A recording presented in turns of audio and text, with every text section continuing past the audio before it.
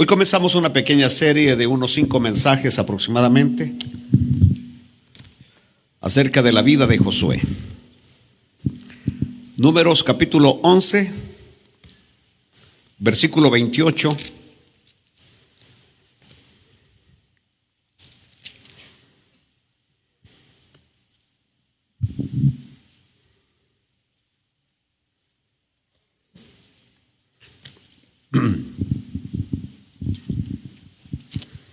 Dice la palabra del Señor de esta manera: entonces respondió Josué, hijo de Nun, ayudante de Moisés, uno de sus jóvenes, y dijo: Señor mío Moisés, impídelos. Padre nuestro que estás en los cielos, quiero darte gracias por la oportunidad que me das en esta noche una vez más de exponer tu santa palabra, la cual, Señor, esperamos que nos edifique, que nos instruya, que nos enseñe, Padre mío, para que tu obra siga adelante, Señor, en toda parte, de cualquier parte del mundo donde nos escuchen. Bendice tu obra, Señor, en medio de todos los tiempos. Bendice tu obra. Amén y amén. Siéntese, por favor.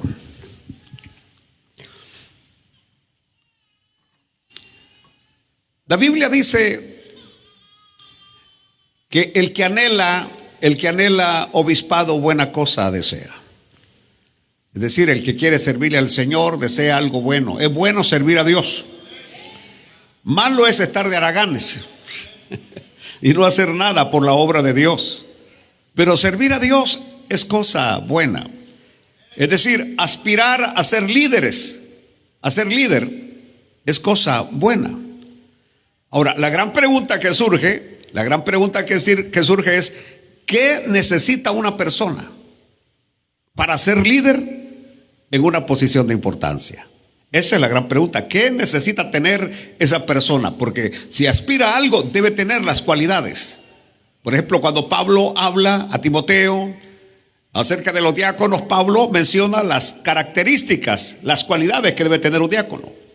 Cuando Pablo habla de los ancianos, es decir, los que están al frente de una congregación, Pablo habla de los requisitos y las cualidades que debe tener alguien que aspira a ser anciano de una congregación. Por supuesto, cuando yo hago esta pregunta, ¿qué necesita una persona para ser líder en una posición de importancia? Obviamente depende en qué área será puesta. Es decir, en qué área va a servir. Es decir, dependiendo del área que va a servir, así son las cualidades o requisitos que se nos piden para ejercer. Por ejemplo, para estar vendiendo ahí en las tienditas no se necesita muchos requisitos, ¿no? Es decir, para cualquier otro no se necesitan muchos requisitos, pero entre más ese liderazgo que yo quiero desempeñar, entre más arriba ese liderazgo, por ejemplo, ¿quién de nosotros estaría capacitado? Y es la gran pregunta que, por ejemplo, muchos se hacen en El Salvador, que algunos están criticando al presidente, pero la gran pregunta que hacen los otros es: ¿quién está capacitado en este momento para ser presidente? ¿Quién está capacitado para tomar las riendas de la nación? Cuando hablamos de Estados Unidos, lo mismo, todos quisieran ser presidente. La gran pregunta es: ¿están capacitados para ser presidente? Todos quisieran ser alcalde de esta ciudad, pero ¿están capacitados para ser alcaldes? Todos quieren ser jefes en su trabajo, pero ¿están capacitados para ser jefes en su trabajo? Muchos de ustedes no quieren que les den orden a los demás, que los manden. Pero la pregunta es: ¿usted está capacitado para ser el supervisor en su trabajo, para ser el manager, para ser el jefe en su trabajo? Esa es la gran pregunta. Bueno, estos días yo leía una historia acerca de un hombre que era muy capaz para los negocios. Era muy capaz para los negocios. Levantó varias empresas, muchas empresas. Y cuando quiso jubilarse, dejó sus emprendimientos en manos de sus hijos. Hijos, yo ya estoy viejo, aquí les dejo las empresas que he levantado. Esta la va a administrar fulano, este mengano, y repartió todo. Pero al poco tiempo, este hombre tuvo que volver a tomar las riendas de sus empresas. Cuando vio que sus empresas estaban colapsando, se estaban fundiendo por la mala administración de sus hijos. Las empresas iban para abajo y para abajo y para abajo. Así que él tuvo que volver a tomar la administración. El punto es que estos hijos nacidos en una cuna de oro no estaban capacitados lo suficientemente para poder llevar adelante esa empresa. Es decir, ellos no sabían del gran esfuerzo que el papá de él había hecho para levantar esas empresas, que las había comenzado de la nada, desde abajo, porque todos comenzamos de abajo. Usted levanta una tienda, tiene que levantarla de abajo. Pone una pupusería, la tiene que levantar desde abajo. Cualquier cosa que usted inicie, no crea que le va a dar resultados de la noche a la mañana. Siempre hay un tiempo de prueba donde, es decir, la persona a puras penas va a empezar a sacar la inversión que tiene, y muchas veces ni la inversión, pero al final, al tiempo, vendrán los frutos. Si persiste, si es perseverante, va a triunfar. Pero si a medio camino se desanima, otro va a venir a cosechar el esfuerzo que usted hizo. Aleluya. Y esto es en cualquier área. Pero lo que a nosotros nos interesa es el área espiritual. Esto es lo que a nosotros nos lleva hoy, el área espiritual. Por ejemplo, para estar al frente de algún ministerio o área de servicio, hay lecciones que aprender para poder ser eficaces.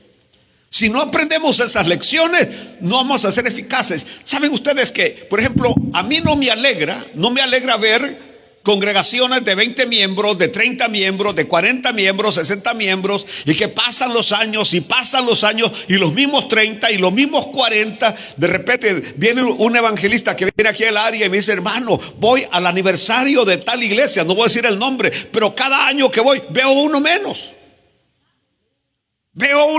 En vez de ver uno más, veo uno menos, porque tengo la habilidad de contarlos. El año pasado eran 18, hoy eran 17. Dios mío, y celebrando años con 17 miembros. Algunos líderes de ustedes en sus reuniones tienen más gente que la que tiene este pastor. Entonces la pregunta es: ¿a qué se debe? ¿Por qué este pastor, que predica bien, que conoce mucho de Biblia, que conoce la palabra de Dios, por qué no crece? ¿A dónde está el punto de su ineficacia? Por ejemplo, una de las cosas que yo aprendí de mi padre campesino era que cuando él compraba un machete, al mismo tiempo que compraba el machete, compraba una lima. E inmediatamente que llegaba el machete, empezaba él decía, a despalmar aquel mentado machete. Y hacía casi como 1 centímetro de despalme al machete, al punto que cuando mi papá venía, agarraba un pelo y si lo cortaba hacia el aire es que tenía filo, si no, no tenía filo el machete. ¿Qué le permitía a mi papá? Que el siguiente día, cuando él iba a cortar las ramas, a deshombrar la sombra del café, mi papá con suma facilidad pegaba 2 machetazos, paz, y la rama se quebraba. En cambio, los haraganes que no habían afilado el machete, ahí estaban dándole pum. Alguna vez, no sé si usted ha tratado de cortar un árbol sin que el machete tenga filo, y lo único que hace es que le duelan los músculos porque le está dando y el árbol nunca se corta. Es igual en el ministerio. Cuando yo no tengo el machete afilado ministerialmente hablando, simplemente voy a dar golpes porque no tengo nada que decir. Pero cuando el machete está afilado, usted bendice a la gente, porque la obra del Señor es para que la gente sea bendecida, para que pueda crecer y recibir la bendición del Señor. De eso se trata. Entonces, estamos hablando entonces que hay lecciones que aprender para ser eficaces en el ministerio. Y esto yo, por ejemplo, lo veo en la vida de Josué. Vamos a aprender 10 lecciones en la vida de Josué. Hoy vamos a aprender la primera, que creo que no vamos a llegar del todo, pero vamos a tratar de ver la primera. Comencemos. Ustedes saben que el pueblo de Israel se encontraba en el desierto. Y habían salido de Egipto, librados de la esclavitud de Egipto por la mano poderosa de Dios. Así como a nosotros, que el Señor también nos ha liberado de la esclavitud de Egipto, que es el mundo, y es la mano poderosa de Dios. No ha sido nuestro esfuerzo, sino que ha sido la intervención de Dios, que ahora hemos sido libres de Egipto. Bueno, se encontraban ahí ya libres por la mano de Dios. Dios tuvo que enviar 10 plagas para que su pueblo saliera libre. Y después de haber celebrado la Pascua, así lo dice la Biblia, salieron de Egipto. y Dios les abrió el mar rojo. Dije que Dios les abrió el mar rojo. Dios sigue abriendo mares rojos. Todo aquello que impide para que avancemos, Dios lo sigue abriendo. Y de esa manera ellos fueron salvos. Los egipcios recibieron su justo juicio por tratar mal al pueblo de Dios. Pero en el desierto, el Señor les dio mandamientos. El Señor les dio ordenanzas.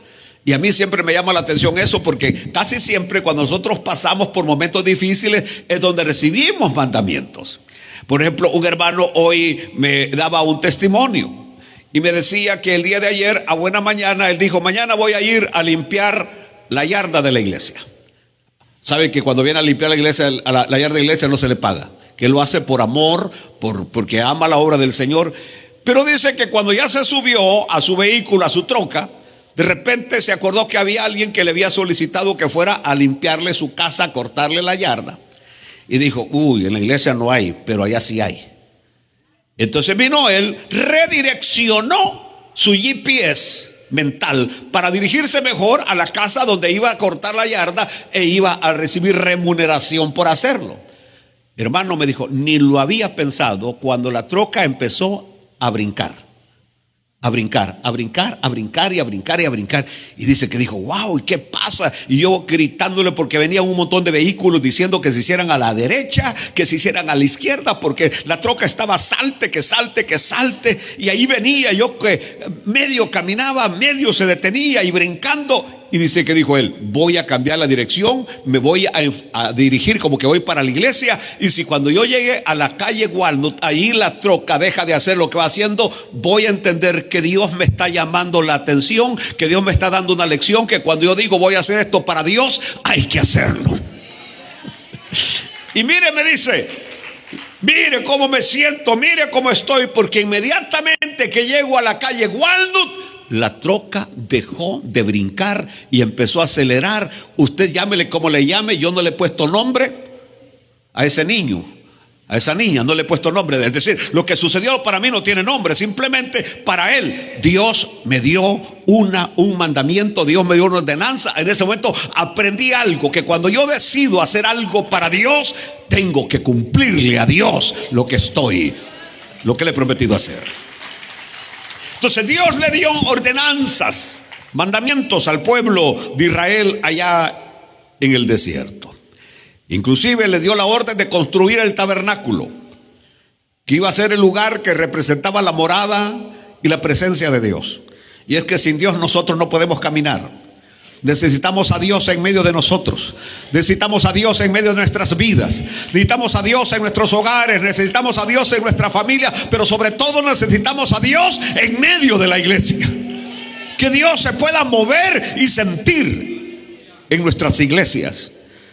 Así que ellos construyeron el tabernáculo, lo hicieron.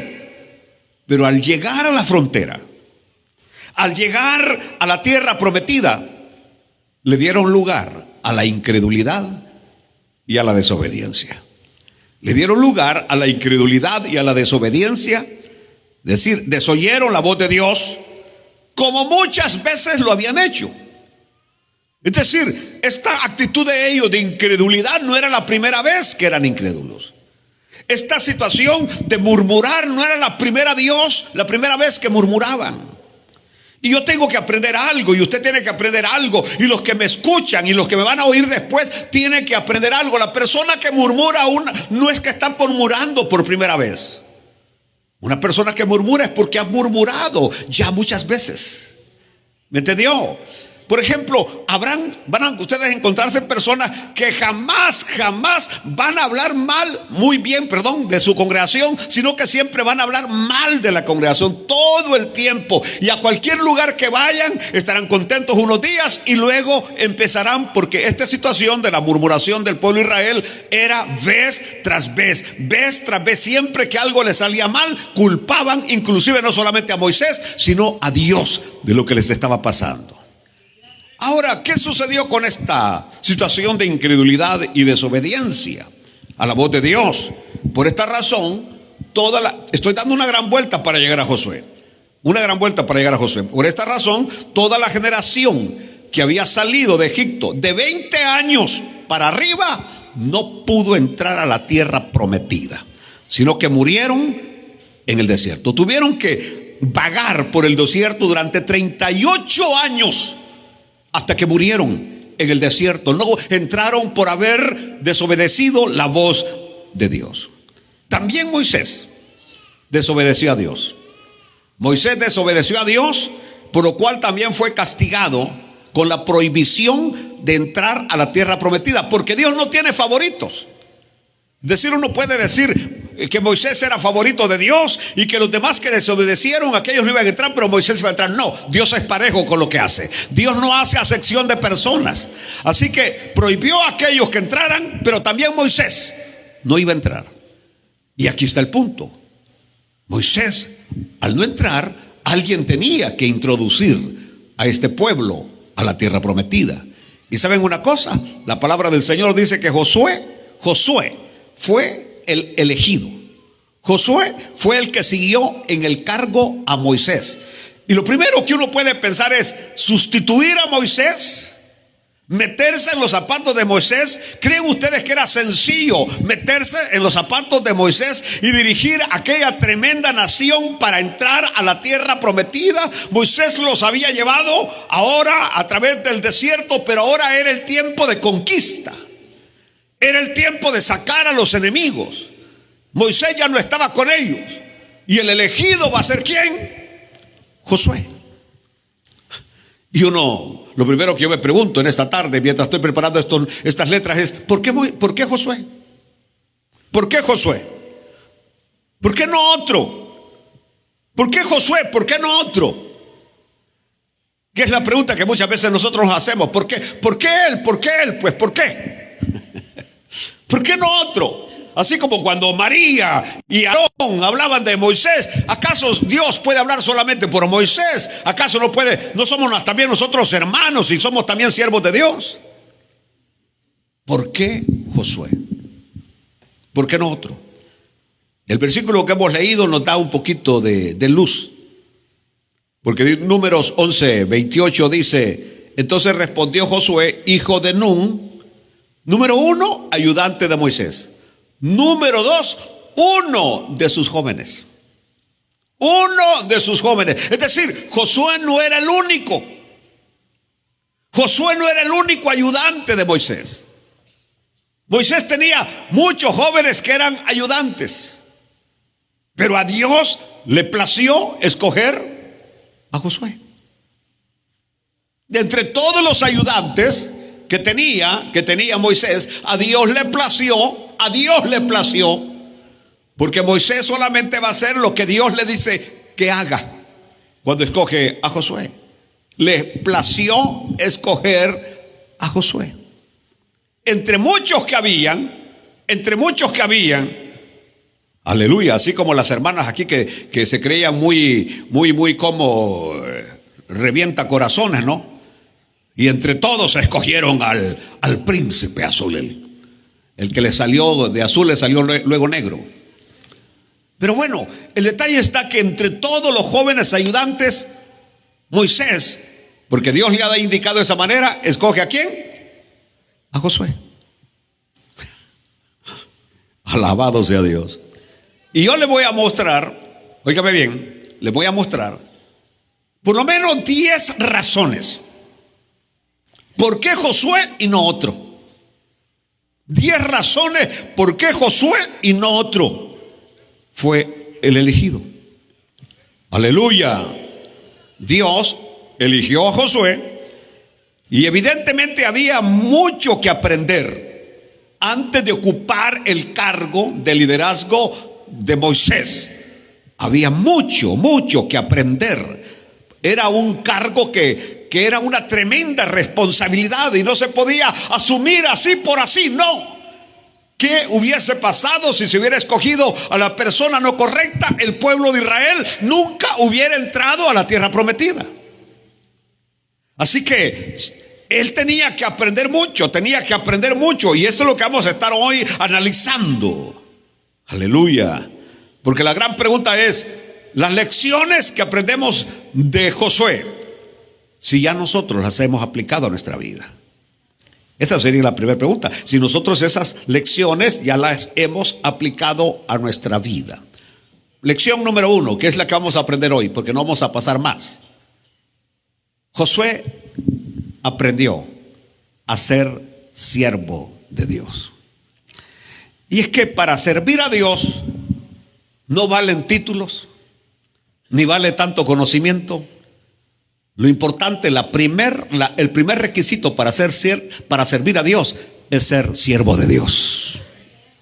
Nadie puede servir a Dios eficazmente porque ostenta un título de doctor, un título de licenciado, un título de aquí, o porque conoce esto, o porque Dios lo rescató de las drogas, o porque Dios lo rescató del alcoholismo, o porque Dios la rescató de la prostitución, o porque Dios lo rescató del homosexualismo, y que con ese gran testimonio ahora sí yo estoy capacitado para... No es cierto.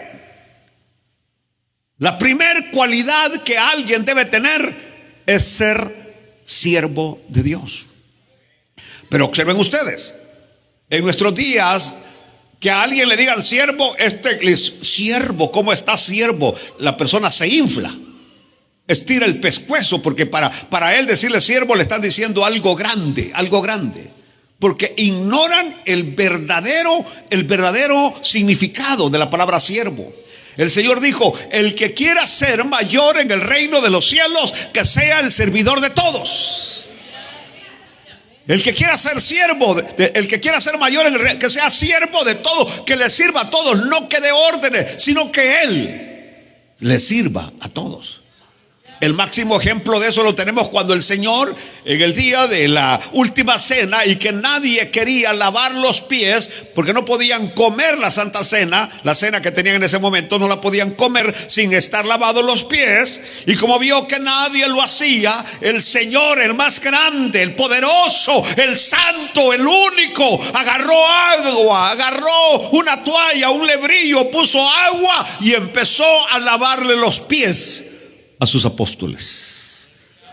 Ese es el máximo ejemplo de servicio mostrado por nuestro Señor, y que Él mismo lo dijo: yo no he venido a la tierra para que me sirvan, yo he venido para servir, para dar mi vida en rescate por muchos. A eso hemos venido. Yo voy a hablar hoy un tiro terrible, pero por ejemplo, una de las cosas que no me gustan de las esposas de los pastores y de esas que se hacen llamar pastoras, es que son, iba a decir viejas, pero no lo dije, mandonas las julanas. Si ustedes vienen de alguna iglesia donde el pastor, le llaman a la esposa el pastor, ¿alguno de ustedes viene de ahí? Y Dios mío, esas mujeres, muévame esto, hágame lo otro. Usted ha estado ahí, ¿verdad? Y que quiero que para el otro sábado me haga 200 tamales, que quiero que tal cosa. Mandonas, y las inútiles no hacen nada.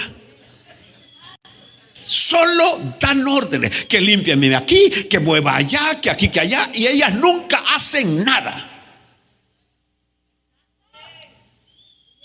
No dicen amén, vea. Pero esto no solamente es con las que se hacen llamar pastoras, sino que pastores también, que esos inútiles nunca hacen nada. Ellos no pueden levantar un papel, ellos no pueden arreglar sillas, ellos simplemente dan órdenes aquí. Y eso no es el ejemplo que nos da nuestro Señor Jesucristo. El buen capitán, el buen líder es el que va adelante. Es el que enseña con el ejemplo. No solamente da órdenes, sino que enseña con el ejemplo. Aleluya. Y sobre todo dice la Biblia que es humilde. Debe ser humilde y sencillo, porque nadie ha habido más grande en la tierra que Jesús, y Él era el hombre más humilde y sencillo que había aquí en la tierra. Aleluya. Josué capítulo 1 versículo 1 nos dice de esta manera: aconteció después de la muerte de Moisés. Y yo les pregunto a ustedes en esta noche: ¿ya sabía Josué que era el sucesor de Moisés? No lo sabía.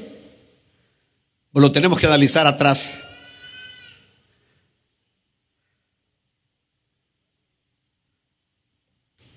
Busquen algunos versículos que a lo mejor les cambia la idea que tienen.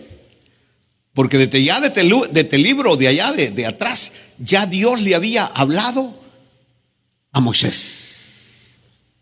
¿Ah? Le habían puesto manos a Josué. Entonces, la gran pregunta es, porque por ejemplo, el caso mío, el día que yo me muera, les aseguro que un montón que se van a querer levantar. Que yo califico por esto, que yo califico por lo otro, que yo aquí por allá, que yo aquí no sé. Yo me imagino el cuadro. Y aquí Josué sabía que él era el hombre. El hombre. Y Moisés se muere. Y Josué no está reclamando nada. ¿Es maravilloso eso? ¿Es maravilloso eso?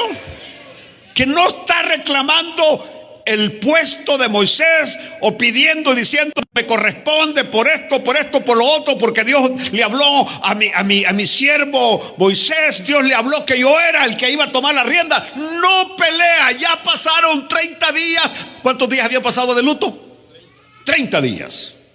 30 días de luto. Y como Dios ve, alabado sea Dios, como Dios ve que Josué no hace nada, aconteció después. Es decir, ahora no, uno todavía está en vivo y le quiere quitar el puesto.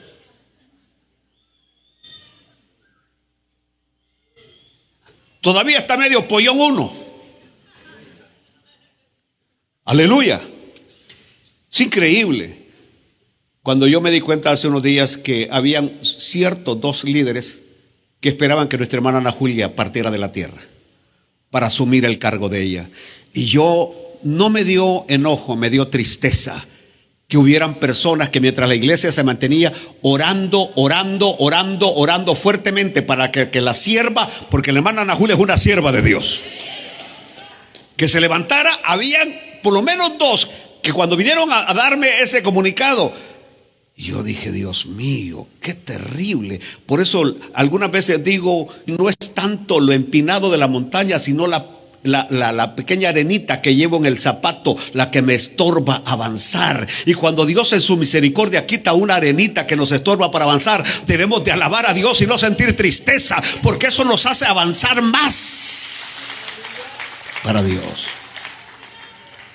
A mí me dio tristeza porque, es decir, en vez de decir que se levante, que se restaure, el punto era quién va a tomar las riendas del distrito 3. ¿Quién? Y que si no me la dan a mí, me voy de la iglesia, porque yo soy el indicado, yo soy el escogido, yo soy. Dios mío, eso da tristeza, porque aquí Josué sabía que era él.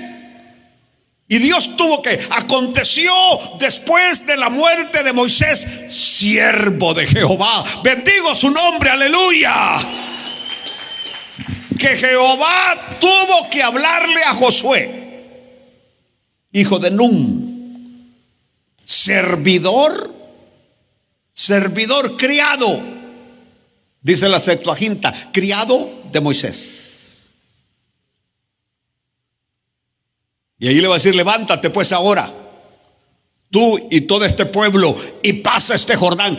Por supuesto, después vamos a aprender todo lo que Dios le dijo a Josué, que es lo mismo que también nos dice a nosotros, que para prosperar hay que meditar en su palabra de día y de noche, que hay que hacer las cosas como el siervo Moisés las hizo, porque entonces vamos a prosperar y el Señor nos va a bendecir. Aleluya. Observen entonces. Y por eso le dije, la Septuaginta me encanta, porque dice servidor de Moisés. Servidor de Moisés. La Septuaginta la traduce como obrero bajo la dirección de otro. Ustedes saben lo que es un ayudante.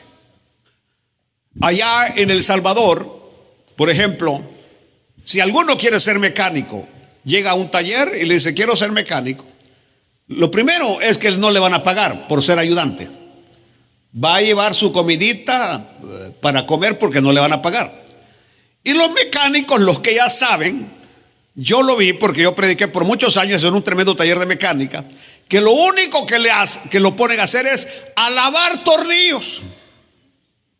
Sacan los tornillos, le dan gasolina al ayudante y empieza a lavar tornillos, a lavar tornillos, a lavar tornillos. Y la mamá llega el hijo después de la tarde del trabajo. ¿Y ahora qué hiciste? Lavé tornillos.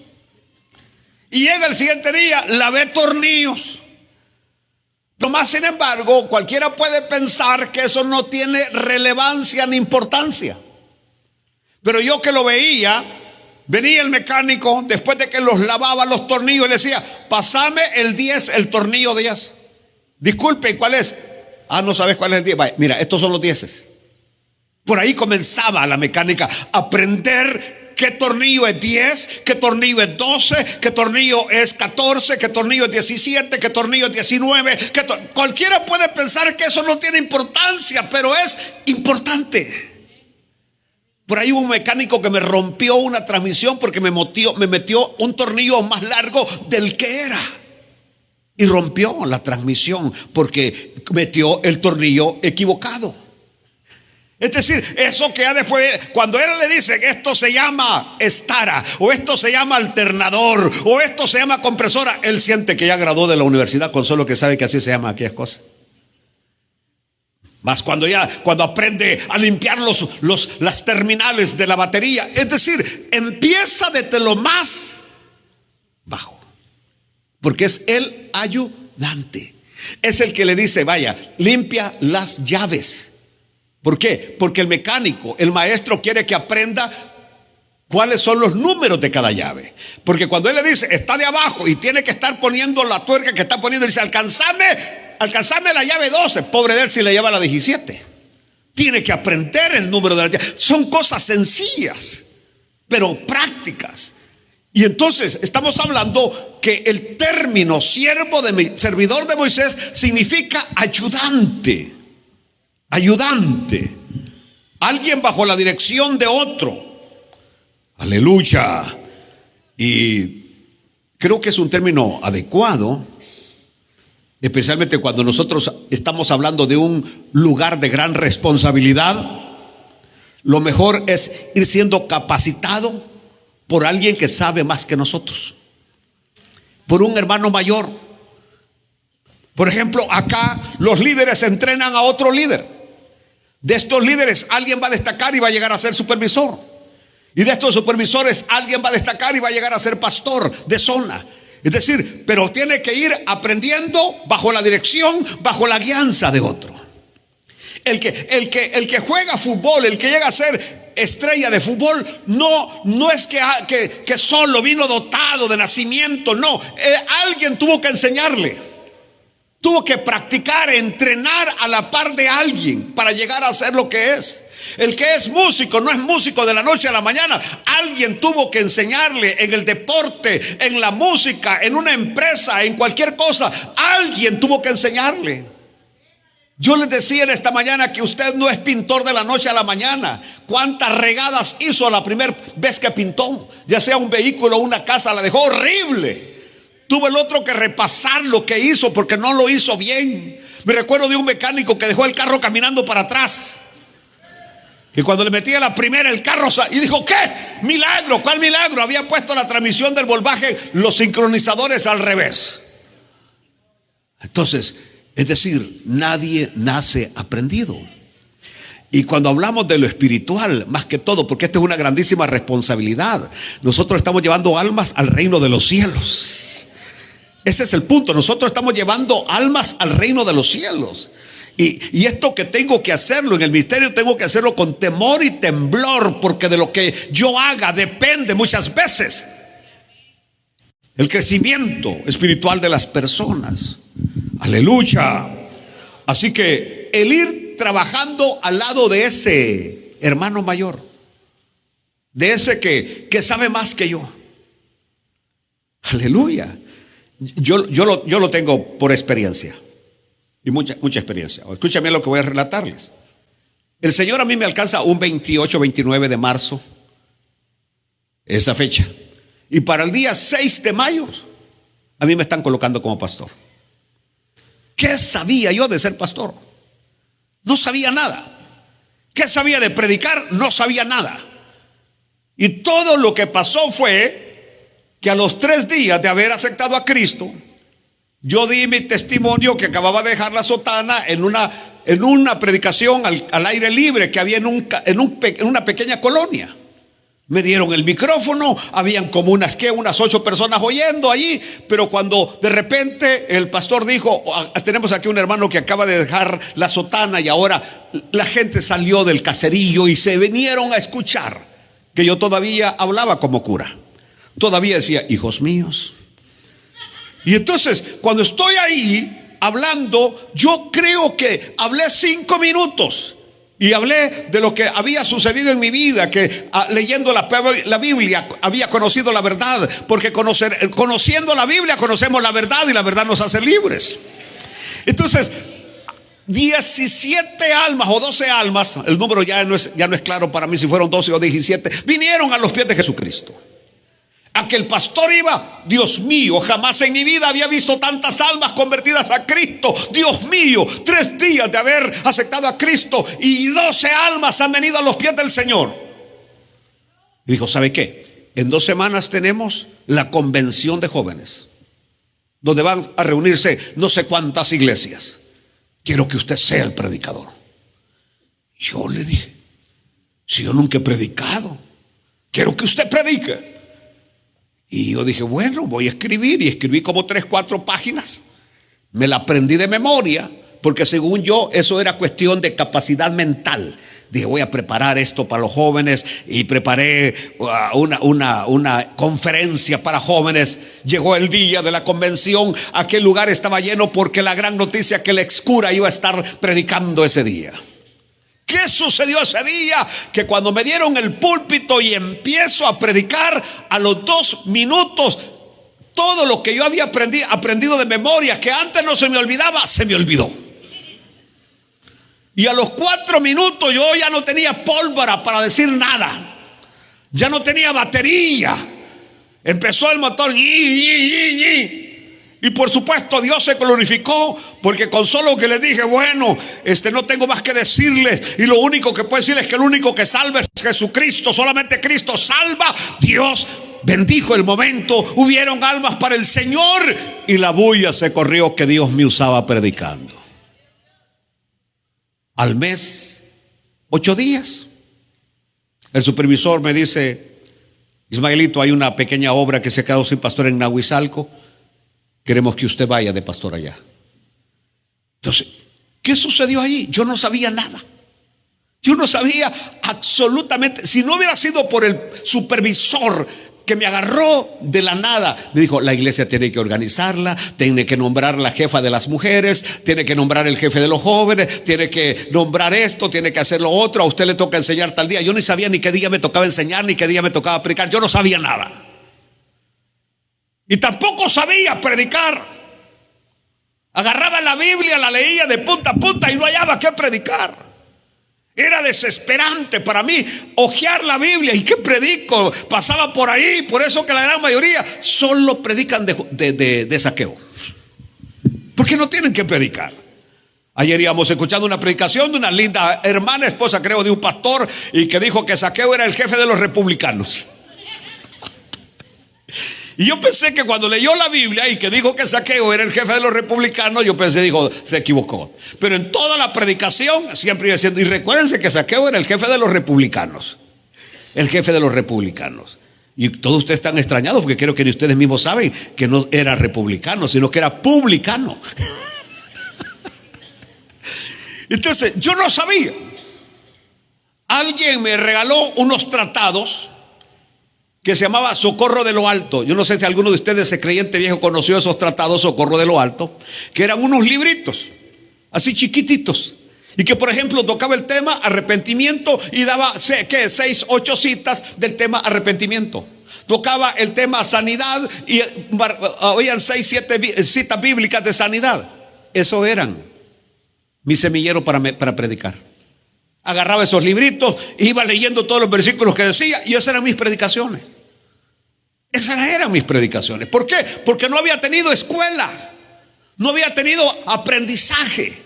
Entonces, el primer año para mí, aunque predicaba y aunque me invitaban aquí, me invitaban allá, y la gente decía que Dios me usaba, pero yo mismo me sentía insatisfecho porque no sentía que tenía que hacer lo que tenía que hacer, porque no tenía escuela.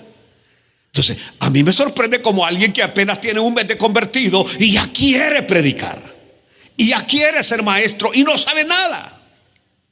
Aleluya. Entonces, esto nos tiene que llevar al punto de seguir el ejemplo de Josué. Aleluya. Y les decía que esto se puede ver, observar en el mundo profesional. Por ejemplo, usted llega, agarra un trabajo. Vamos a poner el mercado más barato, el Fiesta. Usted no va a llegar a ser manager del Fiesta de la noche a la mañana. Porque si llega y usted llega y llena la solicitud que le den trabajo de organizar las cosas en los estantes, pero usted quiere ser manager, y cuando le den el cargo de manager, ¿qué va a hacer? No sabe lo que es estar recibiendo la mercadería, estar evaluando la mercadería, etcétera, etcétera, estar viendo qué es lo que tiene que hacer cajeros y todo. Eso va a ser un desastre. Esa tienda se va a venir para abajo porque usted no tiene la experiencia ni la preparación para ello. No, usted tiene que ir aprendiendo.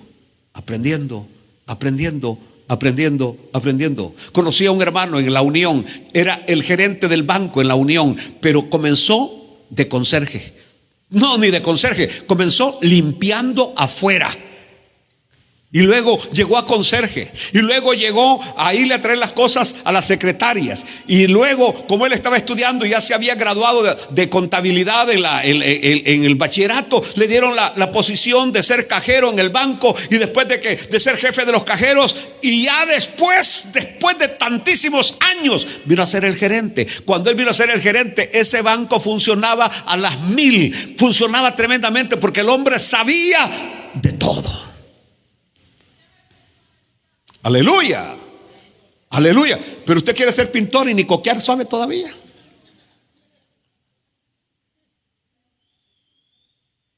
Y yo esa palabra la sé porque yo fui a coquear una vez. No ponerle coca, no. A ponerle coquín a las hendiduras de las paredes. Bueno, así que insisto, en el mundo empresarial, en el deporte.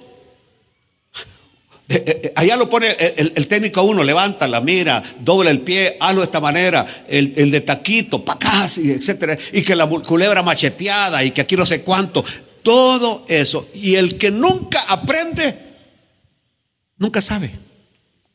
La música, insisto, la música es igual, y en muchas áreas más, donde el candidato a liderazgo tiene que observar primero a su líder.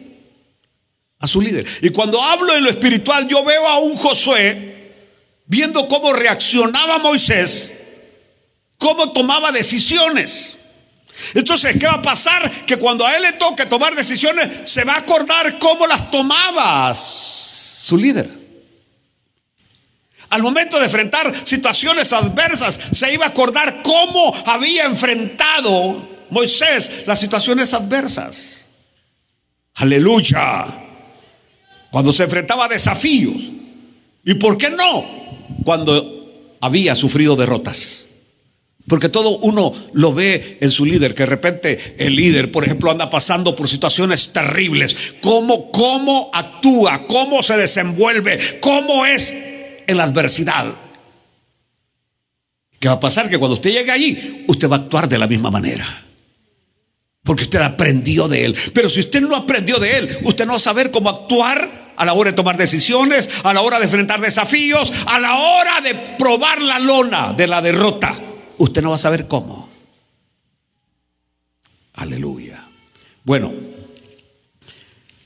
y la persona que ha aprendido a la par de alguien, esta persona tendrá un liderazgo más firme. Más firme.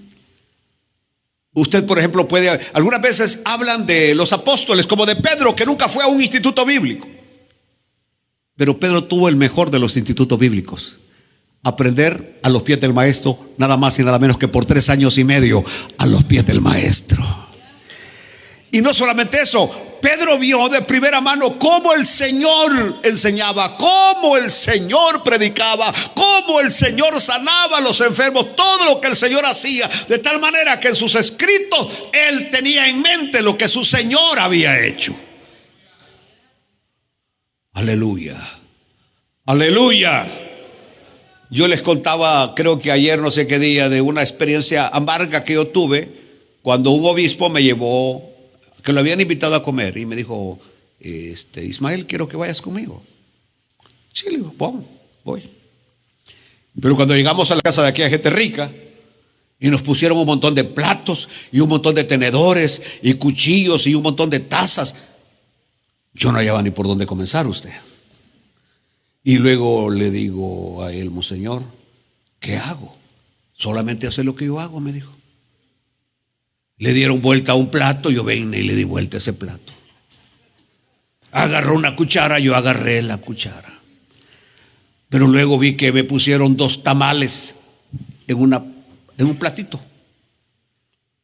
Y yo dije, de lo que más me gusta aquí son estos tamales. Y como nosotros allá en el campo, los salvadoreños, lo que hacemos los tamales es que los deshojamos, le quitamos las hojas y ¡pum! Ponemos las hojas por un lado, lo agarramos y nos lo deslizamos. Yo por lo menos no hice eso, pero lo pelé, así se llama, pelar tamales, quitarle las hojas. Lo pelé el tamal, lo puse allí, vi que había una Gillette, pero yo no sabía para qué era. No pensé que era para afeitarse.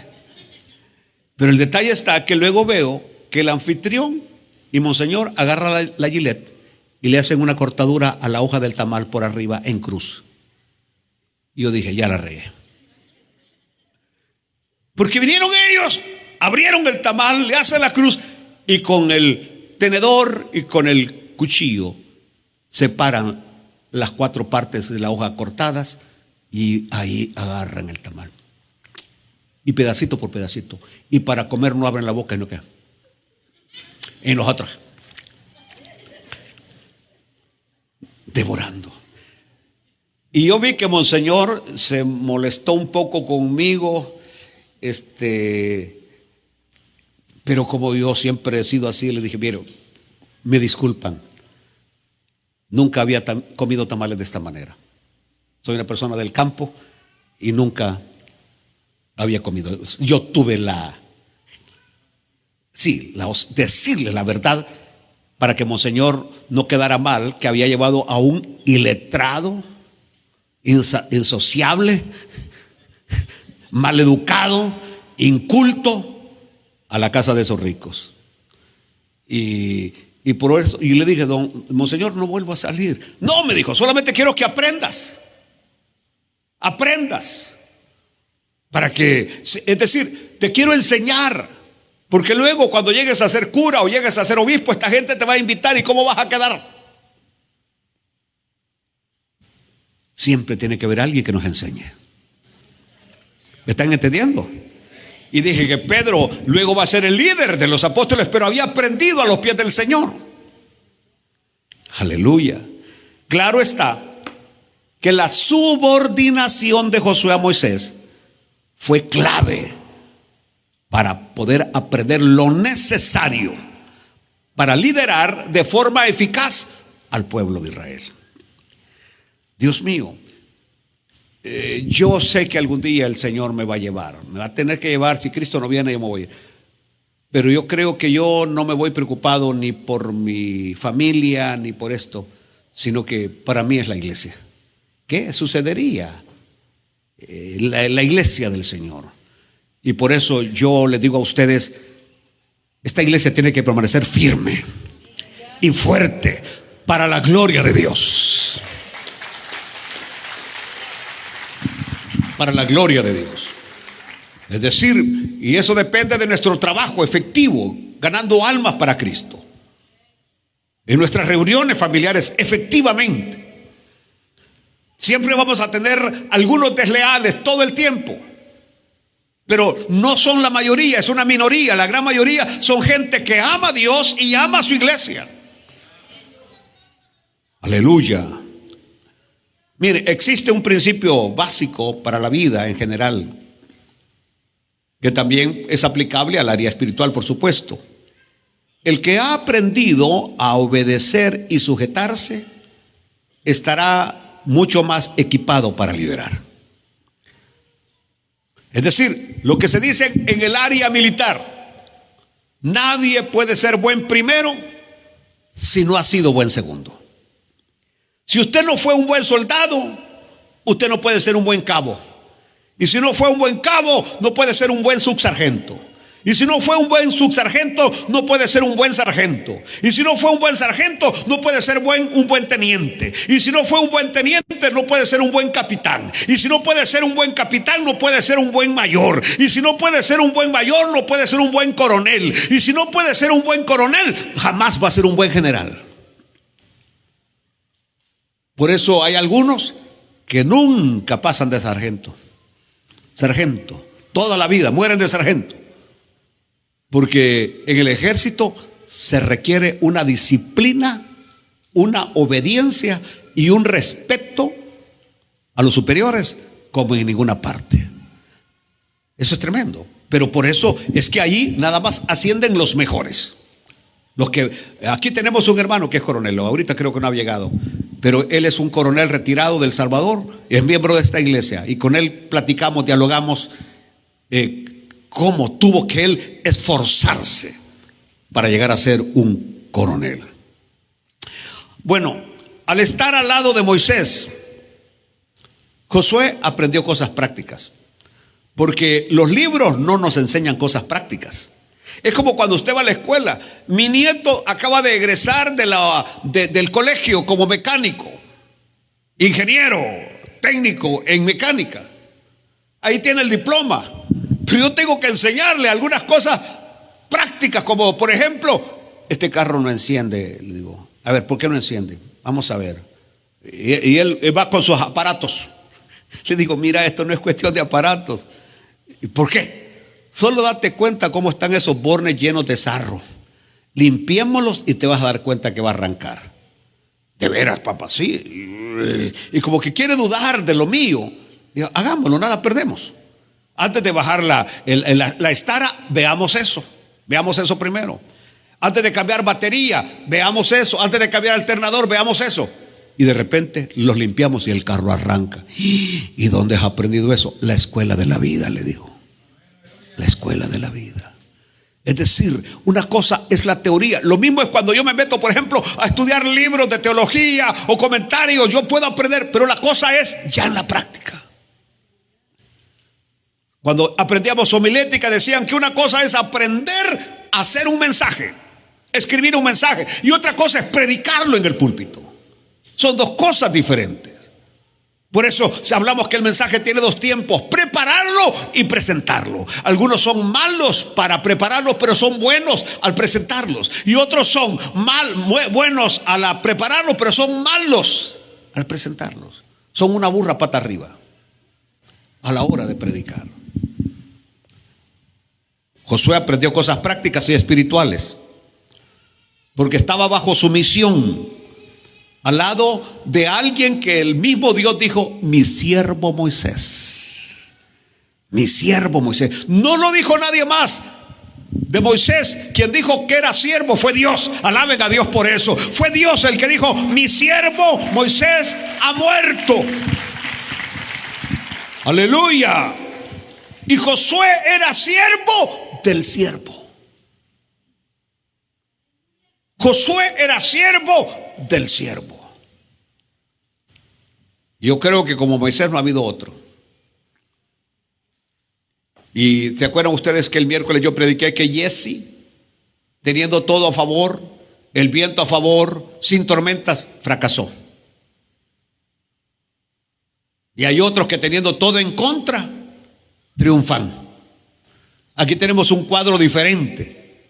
Un Josué que va a hacer cosas maravillosas porque pudo aprender del siervo Moisés.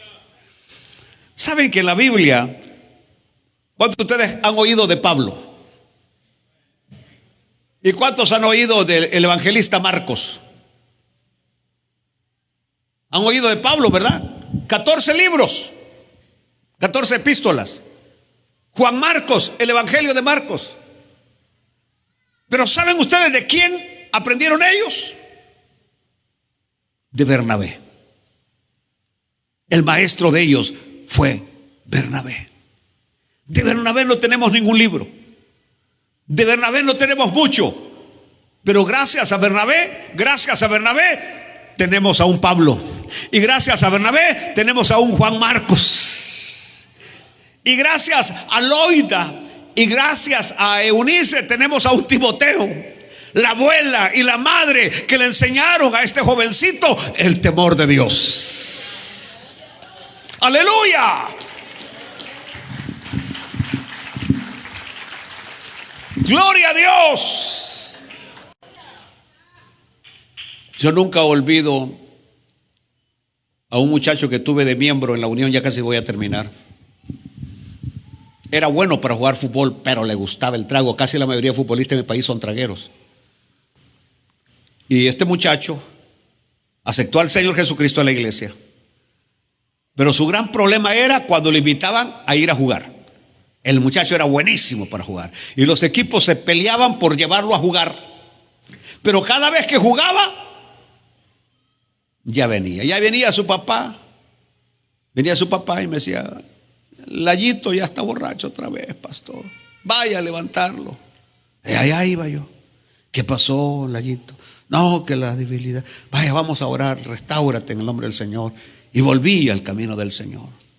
Todo marchaba bien hasta que volví a ir a jugar fútbol de nuevo y otra vez la papalina. Y volví a ir a jugar y otra vez, si cayó 10 veces, fueron poquitas en ese tiempo.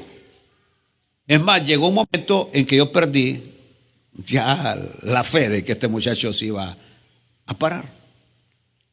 No me acuerdo si en el momento que yo me cambié de la iglesia de la Unión para San Salvador, que los líderes me llevaron para San Salvador, si Layito quedaba perseverando o no, o si quedó en el mundo todavía digiriendo su licor. Pero después de muchos años, yo ya estaba aquí en los Estados Unidos y fui a una conferencia de las Asambleas de Dios allá en El Salvador. De repente veo a un hombre de saco, corbata. Siervo, Dios lo bendiga. Digo, Dios le bendiga. Yo como soy así bien pan sin sal, ¿verdad? Digo, Dios le bendiga. ¿A poco no sabe quién soy? No, ¿a poco no? Le digo, no sé. ¿De veras no se acuerda de mí? Lo veía ya gordito, bien gordito. Y le digo, ¿y usted qué anda haciendo? Soy pastor, me dijo. Evangelista y pastor. Evangelista y pastor. Sí, me dijo. Soy Layito. El Layito que se caía cada rato. Y ahora era pastor y evangelista. ¿Y cuántas veces nosotros por alguien que de repente lo vemos que falla, fracasa, hasta ahí, este ya no sirve para nada? ¿Quién te ha dicho? Dios es experto en levantar los pedazos y volver a hacer una vasija para honra y gloria de su nombre. Me dijo, aquí ando con mis 2 delegados. Estoy de pastor. Vaya, te felicito. Qué bueno. No trabajamos en vano. Estás en el servicio del Señor. Por ahí anda Lazarito también, que usted acuerda que salió allí de la Unión como pastor también, que usted lo llevó al ministerio. Sí, me acuerdo de él. Y lo tremendo es cuando una vez me habla. Yo estoy aquí en Garland. Y me habla, hermano pastor, sí, soy fulano, Layito. Me han invitado a unas campañas aquí a Houston. Ya andaba predicando hasta de evangelista en Houston. Imagínese usted.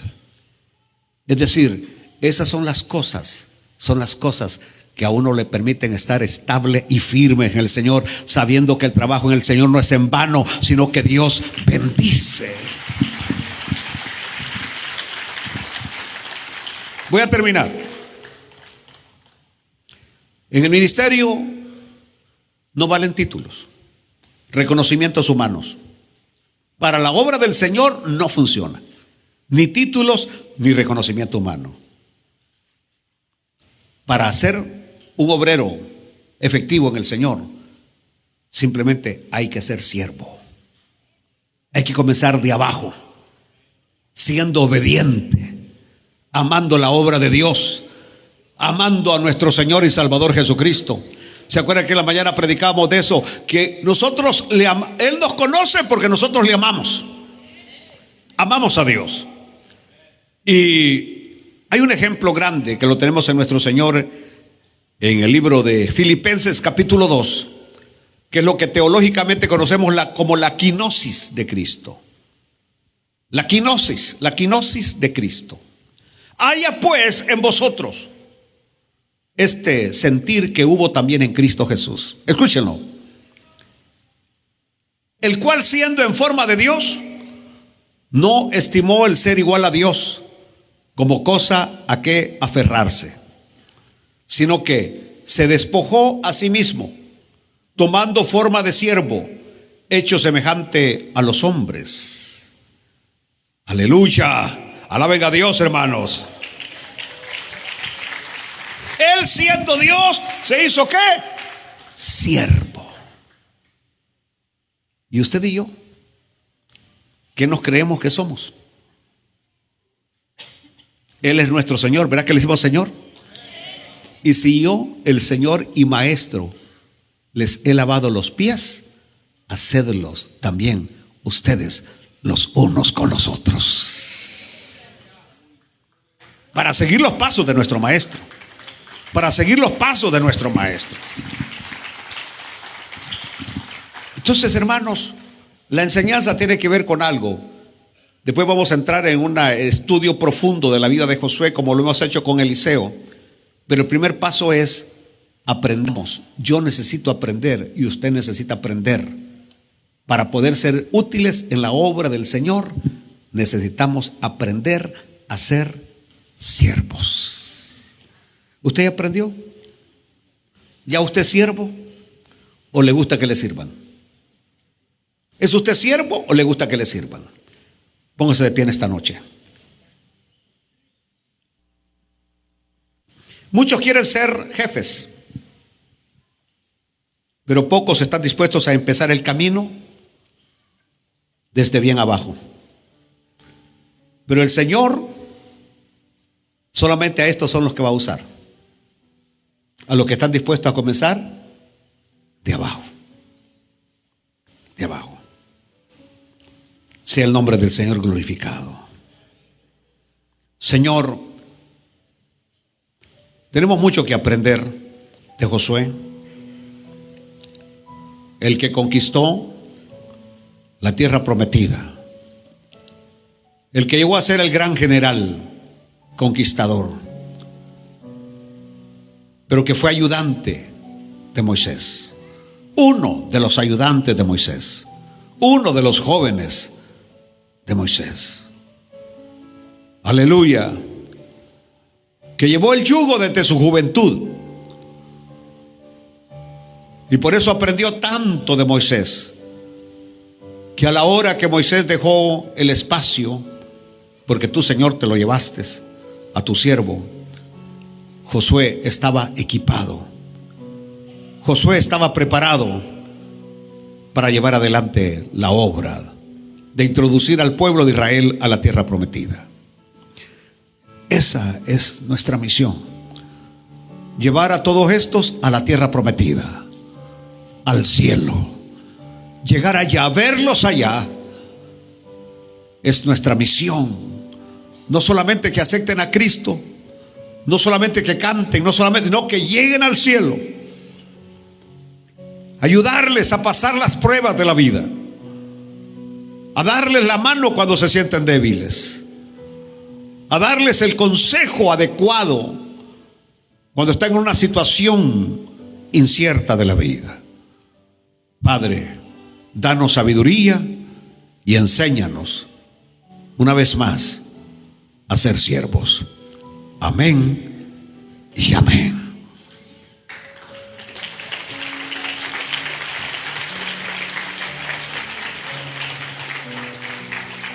El mensaje no tiene nada que ver con salvación por el momento. por el momento, porque más adelante sí vamos a aprender unas cosas maravillosas, como lo que vamos a aprender hoy de Josué es aprendiendo a conquistar nuestra tierra prometida. Y voy a enseñar en estas lecciones que la primera tierra que tengo que conquistar es mi propia tierra. Conquistarme a mí mismo. Al primero que tengo que derrotar es a mí mismo. Y al primero que tengo que conquistar es a mí mismo. Cuando logre derrotarme y conquistarme al mismo tiempo, yo estaré preparado para conquistar a otros. Pero mientras yo no sea derrotado y conquistado, no puedo conquistar a nadie.